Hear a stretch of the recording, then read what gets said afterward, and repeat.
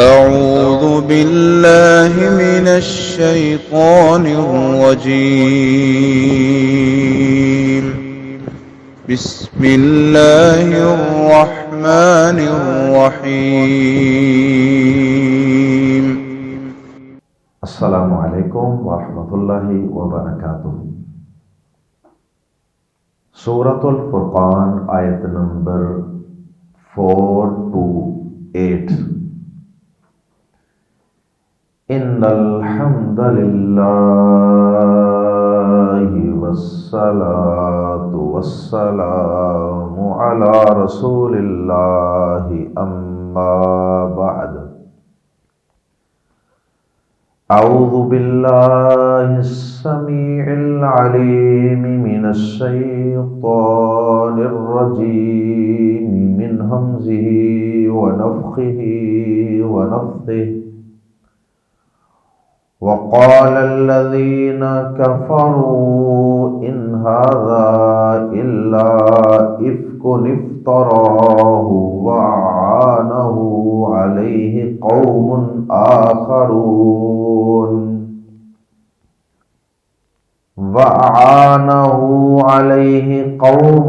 آخرون فقد جاءوا ظلما وزورا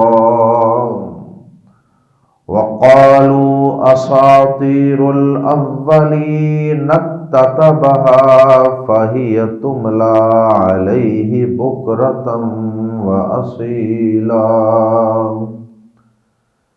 قل انزله الذي يعلم السر في السماوات والارض انه كان غفورا رحيما۔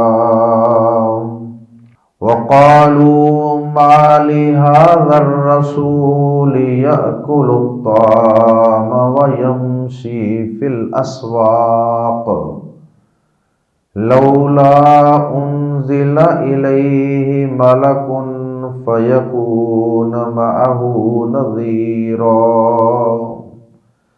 أو يلقى إليه كنز أو تكون له جنة يأكل منها وقال الظالمون إن تتبعون إلا رجلا مسحورا۔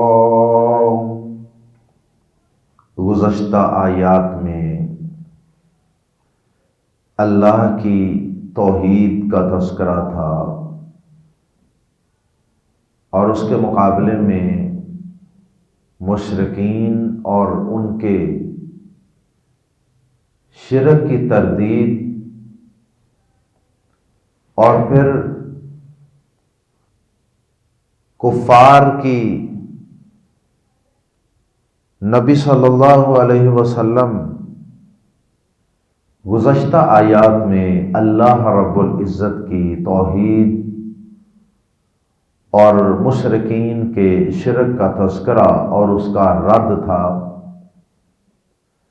اب آیات زیر تفسیر میں اللہ رب العزت نے قرآن اور صاحب قرآن جناب محمد الرسول اللہ صلی اللہ علیہ وسلم کی نبوت و رسالت پر کفار کی طرف سے کیے گئے کچھ اعتراضات کا اور ان کی طرف سے پھیلائے گئے پیدا کیے گئے کچھ شکوک و شبہات کا تذکرہ،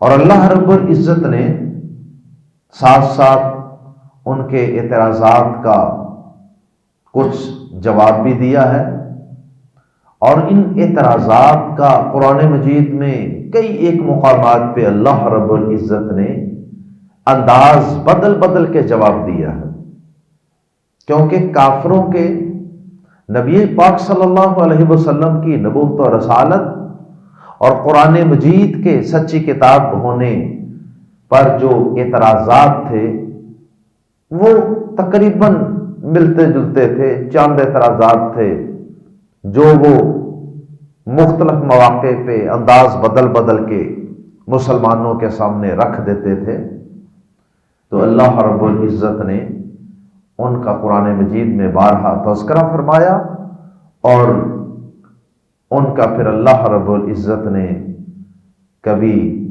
علمی اعتبار سے اور کبھی عقلی اعتبار سے جواب بھی دیا۔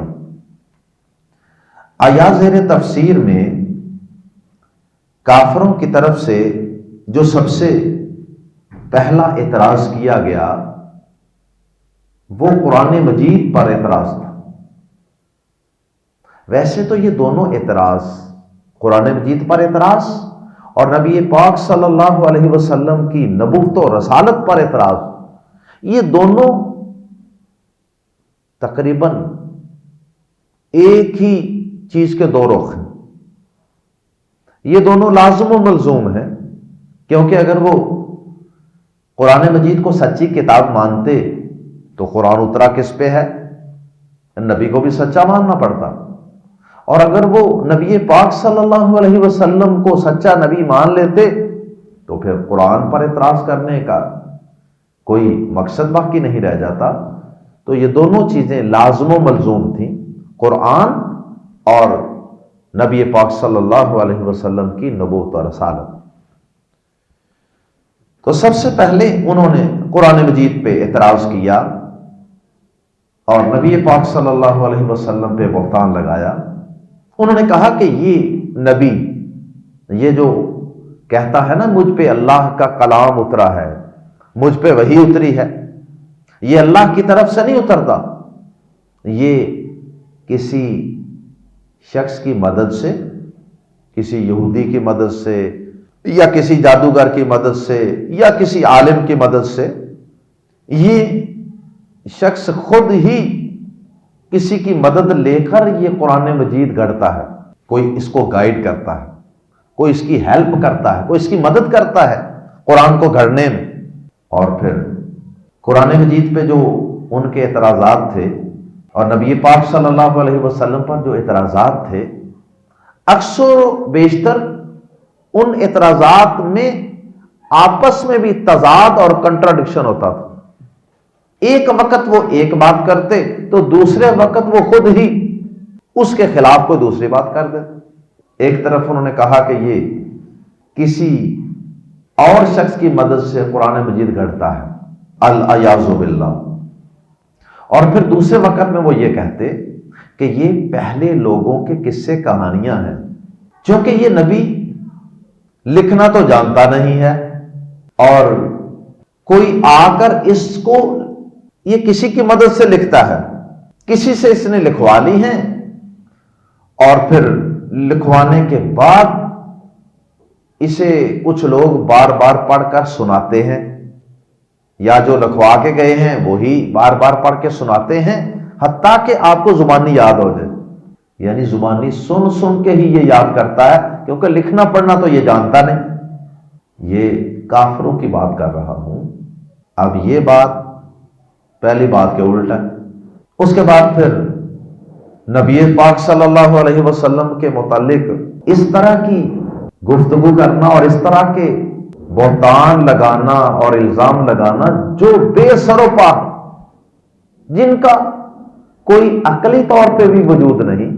بندہ ان سے پوچھے کہ اس شخص نے 40 سال تمہارے اندر گزارے ہیں، تم اس شخص کے صادق اور امین ہونے کی خود گواہی دیتے ہو اور اس کے پاس اپنی امانتیں رکھواتے ہو، پھر تمہیں یہ بھی پتا ہے، جیسا سورۃ العنکبوت میں اس بات کا ذکر موجود ہے، تمہیں اس بات کا علم بھی ہے کہ یہ نبی لکھنا پڑھنا بھی نہیں جانتا، تو پھر ایسے حالات کے اندر تم یہ بھی جانتے ہو کہ اس شخص نے نہ لکھنا پڑھنا سیکھا، نہ کسی کی شاگردی اختیار کی، اور پھر اس کے باوجود اس بات پر اڑے رہنا کہ اس نے کسی کی مدد سے قرآن خود ہی گڑھا، کوئی اسے قصے کہانیاں لکھ کر اس کے پاس لے آتا ہے اور پھر اسے پڑھ پڑھ کے سنا کے یاد کرواتا ہے۔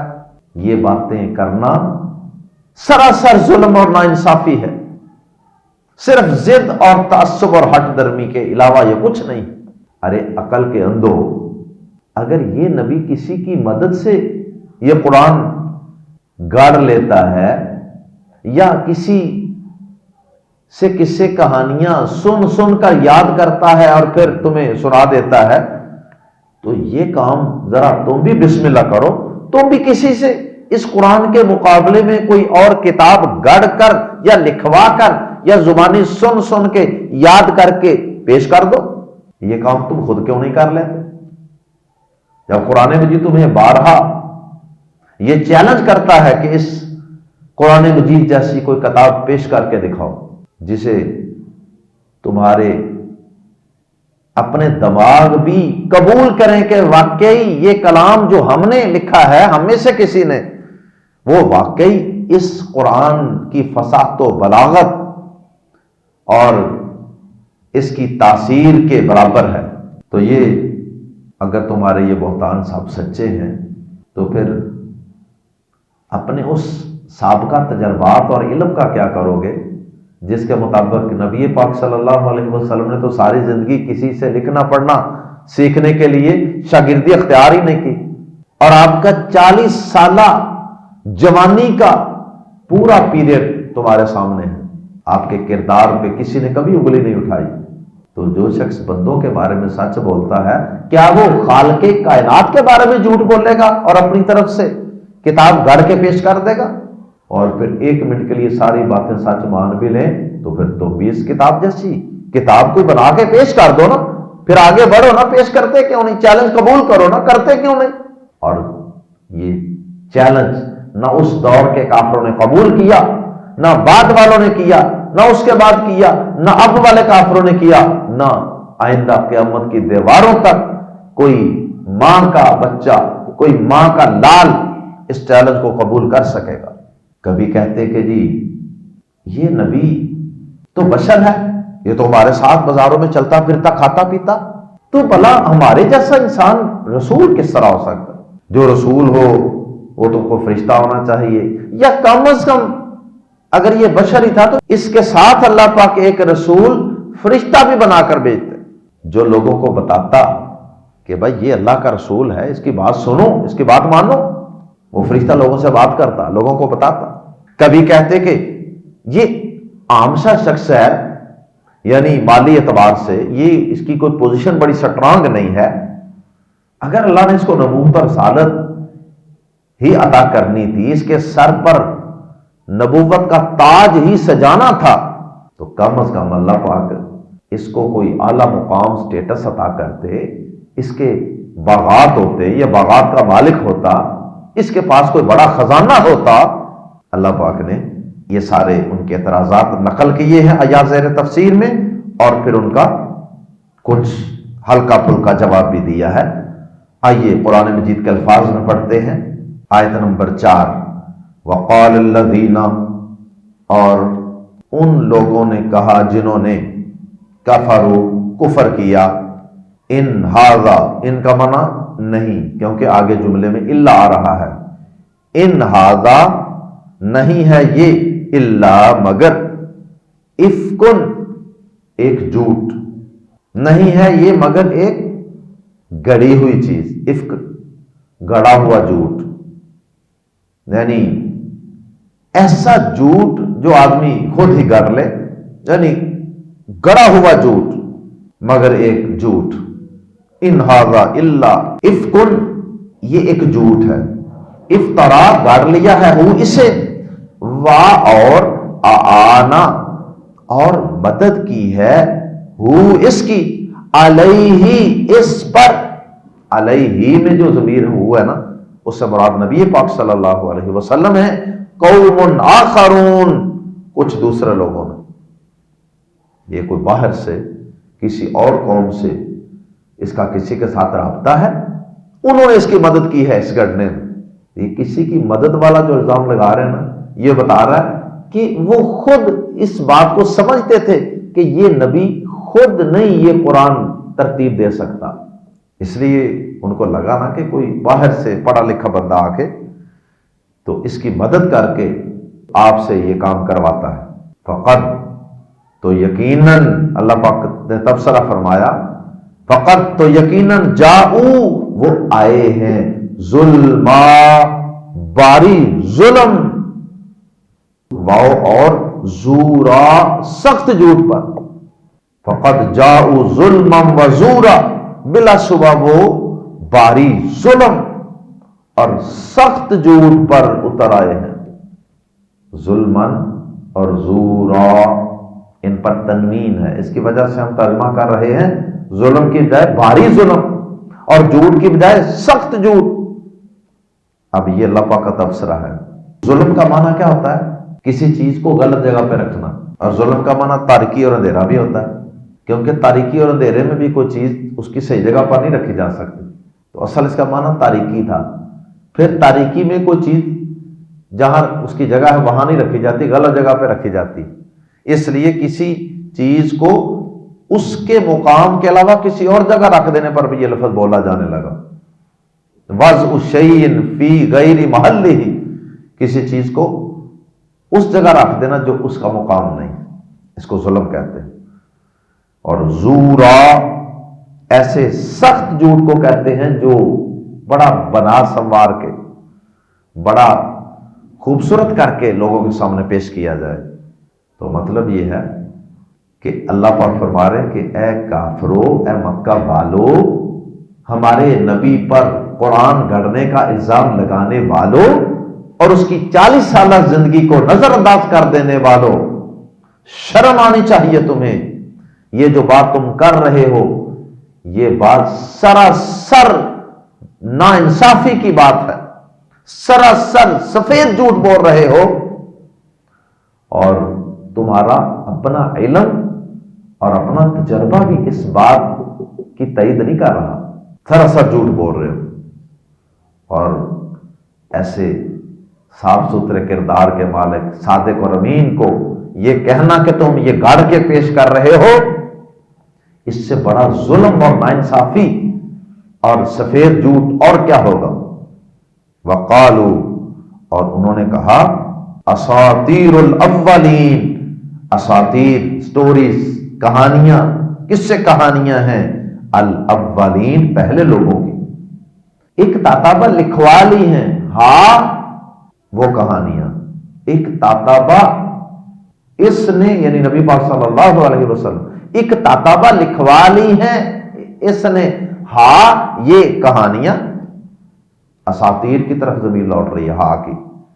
ایک تاتابہ جو اس نے لکھوا لی، خود تو لکھ نہیں سکتا، یہ مان رہے ہیں وہ، اس لیے اس نے لکھوائی ہے. فاہیا، اب یہ نبی لکھ نہیں سکتا، یہ لکھا ہوا پڑھ نہیں سکتا، اس کو وہ مانتے ہیں خود بھی، تو پھر یہ ہمیں سناتا کیسے ہے؟ یہ تو زبانی سناتا ہے. اس کا جواب انہوں نے یہ گڑا، فاہیا، تو وہ کیا، وہ کس سے کہانیاں، تملا، فاہیا تملا، تو وہ پڑھی جاتی ہیں. تملا تقراؤ کے معنی، تو وہ پڑھی جاتی ہیں علیہ، اس پر، بکرتم و اصیلا، صبح و شام. وہ کہانیاں اس پر صبح و شام پڑھی جاتی ہیں، یعنی اس کو پڑھ پڑھ کے بار بار یاد کروائی جاتی ہیں، دہرائی جاتی ہیں بار بار، تاکہ اس کو زبانی یاد ہو جائے اور یہ لوگوں کو سنا سکے. قل، کہہ دیجئے اے نبی صلی اللہ علیہ وسلم، جواب دیا، قل کہہ دیجئے، انزل، نازل کیا ہے، اس قرآن کو، الذی، جو نازل کیا ہے اس قرآن کو اس ذات نے جو، یعلم، جانتا ہے، السر، پوشیدہ باتوں کو، فی السماوات والارض، زمین و آسمان میں.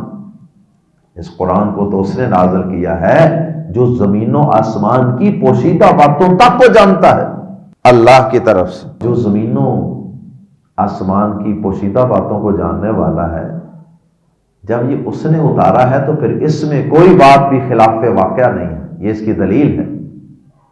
اس میں کوئی بھی خبر ماضی کی یا مستقبل کی کوئی پیشین، کوئی پریڈکشن ایسی نہیں ہے جو حقیقت کے خلاف ہو. یہ بھی اس کتاب کے سچا ہونے کی دلیل ہے، کیونکہ اسے اتارا ہے اس نے جو زمین و آسمان کی ظاہر اور پوشیدہ باتوں کا پورا علم رکھنے والا. تو اس قرآن میں کوئی بات، کوئی انفارمیشن غلط نہیں ہوگی. یہ بھی اس کا سچا ہونے کی دلیل ہے. انہو، رہی یہ بات کہ جو سارا کچھ جانتا ہے، پوشیدہ باتوں کو جانتا ہے، کافروں کی ضد ہٹ درمی کو بھی جانتا ہے، ان کے کفر کو بھی جانتا ہے، ان کی طرف سے پھیلائے گئے شکوک و شبہات کو بھی جانتا ہے، وہ اس بات کو بھی جانتا ہے کہ کافروں کو دل سے پتہ ہے کہ یہ نبی سچا ہے، یہ اس کی سچائی کو مانتے ہیں، لیکن صرف ضد کی وجہ سے، ہٹ درمی کی وجہ سے، جیلسی کی وجہ سے یہ اس نبی کو نبی ماننے کے لیے تیار نہیں۔ تو سوال یہ ہے کہ پھر وہ اللہ جو زمین و آسمان کی پوشیدہ باتوں کو جانتا ہے، اتنے اختیارات اور طاقتوں کا مالک ہے، تو وہ ان کی گرفت کیوں نہیں کرتا، ان پہ عذاب کیوں نہیں بھیج دیتا؟ اس کا جواب انہو، بے شک وہ، کانا ہمیشہ سے ہے، غفور الرحیم، بہت معاف کرنے والا، نہایت مہربان۔ وہ فوری گرفت نہیں فرماتا، چاہے کوئی کفر کرے، کوئی شرک کرے، کوئی اس کے نبی کی گستاخی کرے، کوئی قرآن پر انگلی اٹھائے، کوئی قرآن کو جلائے، کوئی اس کے نبی کے خاکے بنائے، یہ اس کا قاعدہ اور قانون ہے تدریج کا، مہلت دینے کا۔ وہ انسان کو سدھرنے کا، سوچنے کا موقع دیتا ہے کہ شاید اس دیے گئے ٹائم پیریڈ کے اندر کوئی شخص سدھر جائے۔ وہ کسی کو 20 سال، کسی کو 40 سال، کسی کو 50 سال، 70 80 100 سال بھی دیتا ہے۔ اس کے ہر کام میں تدریج ہے، سلولی، سٹیپ بائی سٹیپ کام ہوتے ہیں۔ تو وہ بڑا مہربان، نہایت رحم والا ہے۔ اگر کوئی شاید مہلت کے زمانے میں سدھر جائے، اس سے معافی مانگ لے، اسلام قبول کر لے، پیغمبر آخر الزمان کی مخالفت چھوڑ دے، تو ایسے شخص کے لیے پھر وہ غفور الرحیم ہے۔ وقالوا، اور انہوں نے کہا، ما کیا ہے، لی کے لیے، حاضر رسول، اس رسول کو، ما لہذا رسول، اس رسول کو کیا ہے، یأکل الطعام، یعنی یہ رسول کیسا عجیب رسول ہے، یأکل الطعام، کھانا کھاتا۔ یہ بات ہر دور کے کافروں کے دل میں کھٹکتی تھی، بشر رسول کیسے ہو، یأکل الطعام، کھانا کھاتا ہے، ویمشی، اور چلتا پھرتا ہے، فی الاسواق، بازاروں میں، منڈیوں بازاروں میں چلتا پھرتا ہے اپنی حاجات ضروریات کو پورا کرنے کے لیے۔ انسان کو بازاروں میں تو جانا پڑتا ہے نا، کوئی چیز خریدنے کے لیے، کوئی سودا صرف لینے کے لیے، بازار سے گزر کر کسی اور منزل پہ کسی اور جگہ جانے کے لیے، یہ تو ایک بنیادی انسانی ضرورت۔ اور یہ بھی معلوم ہوا کہ بازار میں جانا یہ ایک نبی کی شان اور مقام کو بھی کم نہیں کرتا، اگرچہ بازار پسندیدہ جگہ نہیں ہے۔ نبی صلی اللہ علیہ وسلم نے فرمایا کہ اللہ تعالیٰ کے ہاں سب سے ناپسندیدہ جگہ بازار ہے، سب سے پسندیدہ اور محبوب جگہ مسجدیں ہیں، لیکن اس کے باوجود بھی بازار جانے سے آپ نے منع نہیں کیا، روکا نہیں ہے، حرام نہیں کہا اس کو۔ مطلب یہ ہے کہ صرف ضرورت کی حد تک جاؤ، بازاروں میں بلا وجہ بیٹھے رہنا، چوکوں میں بلا وجہ کھڑے رہنا، دکانوں پہ کھوکھوں پہ بلا وجہ بیٹھ کے گپے ہانکتے رہنا، یہ اچھی بات ہے۔ اس کی وجہ زیادہ وقت اللہ کے گھر مسجد میں گزارو، یا اپنے گھر میں اپنے بیوی بچوں میں گزارو، یا اللہ کے دین کی دعوت اور تبلیغ کے لیے، جہاد کے لیے گزارو۔ اس رسول کو کیا ہے کہ یہ کھانا کھاتا ہے اور بازاروں میں چلتا پھرتا ہے۔ لولا، کیوں نہ، انزلہ، اگلا اعتراض، لولا، کیوں نہ، وائی ناٹ، انزلہ، اتارا گیا، الیہ، اس کی طرف، ملکن، کوئی فرشتہ۔ چلو اگر فرشتہ رسول نہیں بنانا تھا، کم از کم اس کے ساتھ ہی کوئی فرشتہ بھیج دیا جاتا اس کی مدد کے لیے۔ فاتو یکونا، وہ ہوتا، معہو، اس کے ساتھ، اس نبی رسول کے ساتھ، نذیرا، ڈرانے والا، وہ اس نبی کے ساتھ مل کر لوگوں کو ڈراتا۔ چلو لوگوں کو تسلی تو ہوتی نا کہ بھئی چلو یہ رسول بشر ہے اور یہ رسول فرشتہ ہے، کچھ تو انوکھی چیز دیکھتے نا وہ روٹین سے ہٹ کے۔ فرشتہ چلو ایک انوکھی مخلوق لگنی تھی نا کہ یہ واقع بھائی اوپر سے آیا ہے۔ او یلقا، یا اتارا جاتا، پہلے مضارع مجہول، یلقا، اتارا جاتا، الیہ، اس کی طرف، کنزن، کوئی خزانہ، یا کوئی اس کے پاس بڑا خزانہ ہی ہوتا، کوئی دلیل تو ہوتی جس سے ہم کہتے ہیں کہ بھائی واقعی یہ رسول ہے، کوئی آن بان ٹھان ہوتی، او تکون یا ہوتا لہو اس کے لیے یا اس کا جنتن کوئی باغ، کوئی بڑا باغ، یا کلو یہ کھاتا منہا اس سے جسے وہ کھایا کرتا، باغ ہوتا بہت بڑا لمبا چوڑا، یہ اس باغ میں جاتا بیٹھتا چلتا پھرتا، وہاں درختوں سے اتار اتار کے کھاتا۔ ہم بھی کہتے ہیں بھائی واقعی کوئی رسول ہے۔ ان کے نزدیک یہ معیار تھا کہ نبوت اور رسالت اس کو ملنی چاہیے جو دنیاوی اعتبار سے بڑا ویل سیٹلڈ ہو، مال و دولت اور افرادی قوت کی فراوانیاں ہوں، او یلقا الیہ کنز او تکون لہ جنت یاکل منہا۔ آخر میں اللہ پاک نے پھر تبصرہ فرمایا ہے، وقال الظالمون، اور کہا ان ظالموں نے، الف لام کی وجہ سے ان ظالموں ترجمہ کر سکتے ہیں، وقال الظالمون، اور ان ظالموں نے، ان کافروں نے، ان مکہ کے مشرکوں نے کہا، وقال الظالمون، اور ان ظالموں نے کہا۔ ظالم کو کہا جا رہا ہے، پیچھے بھی گزرا، ظلما وزورا فقد جاءوا ظلما وزورا۔ اللہ پاک نے ان کے بہتان کو ظلم کہا اور ان کو ظالم کہا۔ کیوں؟ اس لیے کہ وہ ایک بڑی ان لاجک سی بات کر رہے ہیں اس نبی کے بارے میں کہ یہ جھوٹ بول رہا ہے، یہ اپنی طرف سے گاڑ رہا ہے۔ 40 سال ہم نے اسے تمہارے اندر رکھ کے تمہیں دکھا دیا اس کا کردار، اس کی سچائی، اس کی ایمانداری، تو کس طرح کی بات کر رہے؟ اس لیے ان کو ظالم کہا۔ غلط بات کرنے والا، بہتان لگانے والا شخص، جھوٹا شخص جو ہے وہ بھی ظالم ہے نا۔ وقال الظالمون، اور کہا ان ظالموں نے، ان نہیں، ان کا معنی یہاں نہیں ہوگا کیونکہ جملے میں الا آ رہا ہے، ان نہیں تتبعون، تم پیروی کر رہے، الا مگر رجلن ایک ایسے آدمی کی، مسحورا جس پر جادو کیا ہوا۔ اب یہ ایک اور اعتراض کہ جی یہ تو اس پر لگتا ہے کچھ جادو ہو گیا، یہ جو باتیں عجیب عجیب کر رہا ہے نا بتوں کے خلاف، ہمارے آباء و اجداد کے خلاف، کہتا ہے یہ بھی کچھ نہیں دے سکتا، یہ بھی کچھ نہیں دے سکتا، صرف ایک اللہ ہی کرنے والا ہے، وہی بگڑی بنانے والا ہے، وہی کشتی کو پار لگانے والا ہے۔ یہ جو باتیں کر رہا ہے نا، یہ سب ہمارے آباء و اجداد کے خلاف، نسلوں سے ہم یہ سلسلہ کر رہے ہیں، یہ باتیں کر رہے ہیں، ان بتوں کی پوجا کر رہے ہیں۔ اب یہ انوکھا ہی ایک نبی آ گیا تو لگتا ہے کہ اس کے اوپر کسی نے جادو کر دیے، یہ نعوذ باللہ بہکی بہکی باتیں کر رہے۔ یعنی ایک یہ بھی اعتراض ہے، مسحور مفعول کے وزن پہ، جس پر سحر ہو جائے، ساحر جادو، اور مسحور جس پر جادو کیا جائے۔ ان تتبعون الا رجلا مسحورا، ظالموں نے کہا کہ تم تو بس ایسے آدمی کی پیروی کر رہے ہو جس پر جادو کیا ہوا ہے۔ یہ انہوں نے کس کو کہا؟ ایمان والوں کو، صحابہ کرام رضوان اللہ علیہم اجمعین کو، کہ تم تو بھائی ایک جادو زدہ آدمی کی پیروی کر رہے ہو۔ اللہ اکبر۔ اور یہی بات بالکل فرعون نے بھی کہی تھی، سورہ بنی اسرائیل ورس نمبر 101 میں یہ بات موجود ہے۔